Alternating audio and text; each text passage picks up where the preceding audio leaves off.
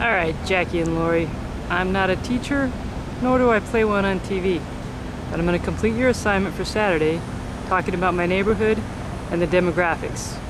This is a school just down the street from me, so this is what I'm going to use for the assignment, Catalina Elementary. So let's get started.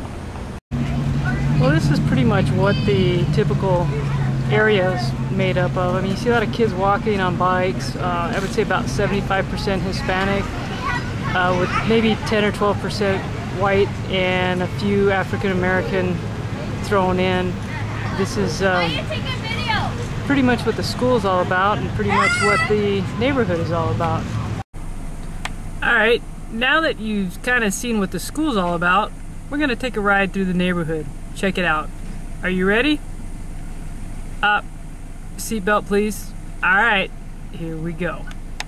So the neighborhood's a pretty good mix of people who've been here for probably 30 years or so, and a lot of families that have just moved in within the last couple of years. This house here is where Dorothy and Wally live. Wally just turned 94 in June. Then, as you can see, we also have some that are a little bit more run down, lower income, haven't been here that long. This is pretty popular throughout the neighborhood as well. Auction signs from foreclosures means that we've got quite a transient population in and out of here. You never know how long the kids are going to be here. Depends on how their parents survive. This used to be the little neighborhood market. It closed down about a year ago. Don't know where it's going now. Here is Rundle's Market, another little small neighborhood market that's doing pretty good. And the African Caribbean Market just down the same plaza there from Rundle's. And then finally we have the Carniceria Zamora. Same plaza just down the way. So we've got quite a mix in, oh gosh, one little small block. Although this isn't on the assignment sheet, I thought you might find it interesting. The Golden Greek restaurant just down the plaza from Romero's Bakery and Taco Shop and the Al Mustafa restaurant. Kind of interesting, pretty diverse. You asked about pharmacies. Here's a CVS. Across the street there's a Fry's grocery store. We'll show you that too. Down further we'll take you to the Walgreens. Well, see, there you go. Fry's Food and Drug. Probably one of the busier stores in the area. Probably the biggest, within walking distance of just about everything. And everything here is very accessible. You can either walk or take public transportation. It's all pretty easy to get around. So now here's the Walgreens that I told you about, and if you take a look, you'll see it has a drive-through pharmacy as well. It's the little market and pharmacy all in one place. There's one more CVS pharmacy. Here's the other large market that's in the area, Food City. There used to be another one down the road, but it just shut down about a month ago. So basically you have Food City and Fry's as the major groceries in the area. So let's talk about churches. Just about a half a mile from the school is St. Louis the King Catholic Church. They have services in both English and Spanish, but they don't offer any English learner classes. I'll let you in on a little secret. This is where I went to school for a lot of years, but it wasn't much fun. Most of the classes are run by nuns. You know why they call them that? None of this and none of that.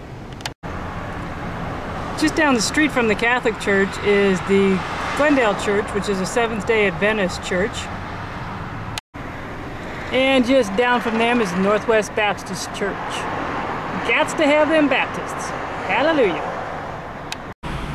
Here's one more small church in the area, and as you can see, hopefully you can read the sign over to the right, it does have services in English and in Spanish. Here's one more church in the area. It's the Ukraine Catholic Church. They actually have services in both English and Ukrainian language. Finally, the last church is the Episcopal Church, just down the road, and just down from that, the bus stop. So plenty of ways to get around. You know, you talked about getting around. One of the main streets right through the center of the area is a bike route, so that's pretty easy to help people get around. So basically, as we've gone on our trip, You can see there's a few major grocery stores, some small little markets, a few pharmacies, several churches in a variety of different languages. People can get around walking, taking the bus. The hours are available from early morning till late at night. There's available transportation on their own, although that could be limited just due to their own circumstances. There's no hospitals or clinics within the area, and there's no public library located here as well. I contacted the school. They used to offer some English language learner classes, but due to budgets, those teachers got cut. And now it's basically up to the teachers that are there to handle it after school.